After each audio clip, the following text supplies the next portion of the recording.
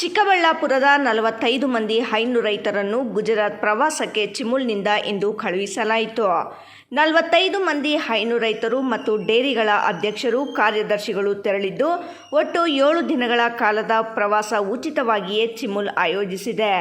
ಈ ಕುರಿತು ಚಿಮುಲ್ ನಿರ್ದೇಶಕ ಭರಣಿ ವೆಂಕಟೇಶ್ ಮಾತನಾಡಿ, ಹೈನು ರೈತರ ಪ್ರವಾಸ, ಅಮೂಲ್ ಡೇರಿಗಳ ವೀಕ್ಷಣೆ ಮತ್ತು ಪ್ರವಾಸಕ್ಕೆ ಕಳುಹಿಸಲಾಗಿದೆ. ಮೊದಲನೇ ಪ್ರವಾಸ ಚಿಕ್ಕಬಳ್ಳಾಪುರ ಕ್ಷೇತ್ರದಿಂದ 45 ಮಂದಿ ರೈತರು, ಅಧ್ಯಕ್ಷರು, ಕಾರ್ಯದರ್ಶಿಗಳನ್ನು ಪ್ರವಾಸಕ್ಕೆ ತೆರಳಿದ್ದಾರೆ ಎಂದರು. ನಮಸ್ತೆ. ಇವತ್ತಿನ ಕಾರ್ಯಕ್ರಮ ಚಿಮುಲ್ ವತಿಯಿಂದ ಏನು ಪ್ರವಾಸ ರೈತರನ್ನ ಪ್ರವಾಸ ಕಳಿಸ ಮೊದಲನೇ ಏನು NDDB ಏನು national dairy development Gujarat Amul ಡೈರಿಗಳನ್ನ ವೀಕ್ಷಕನಿಗೆ ಹಾಗೂ ಪ್ರವಾಸಕ್ಕೆ ಕಳಿಸಿರ್ತಕ್ಕಂಥ ಮೊದಲನೇ ಪ್ರವಾಸ ನಮ್ಮ ಚಿಕ್ಕಬಳ್ಳಾಪುರ ಕ್ಷೇತ್ರದಿಂದ 45 ಜನ ರೈತರನ್ನ, ಅಧ್ಯಕ್ಷರುಗಳನ್ನ, ಕಾರ್ಯದರ್ಶಿಗಳವ್ರನ್ನ ಇವತ್ತು 3 ಗಂಟೆಗೆ ಚಿಮುಲ್ ಶಿಬಿರ ಕಚೇರಿಯಿಂದ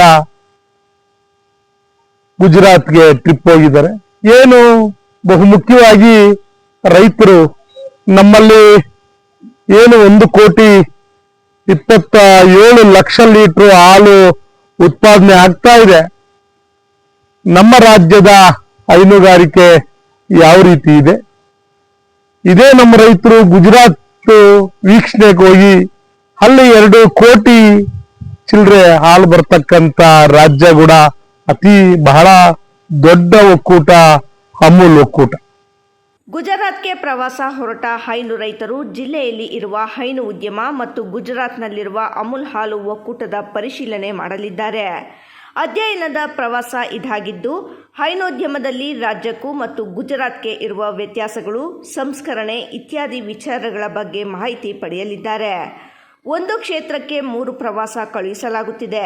ಗುಜರಾತ್ನ ಅಮೂಲ್ ಡೇರಿ ಸಂದರ್ಶನ, ಆಂಧ್ರ ಪ್ರದೇಶದ ವಿಜಯ್ ವಿಶಾಖ ಪ್ರವಾಸ ಮತ್ತು ದಕ್ಷಿಣ ಕನ್ನಡದ ಮಂಗಳೂರಿಗೆ 1 ಪ್ರವಾಸ ನಡೆಯಲಿದೆ ಎಂದರು.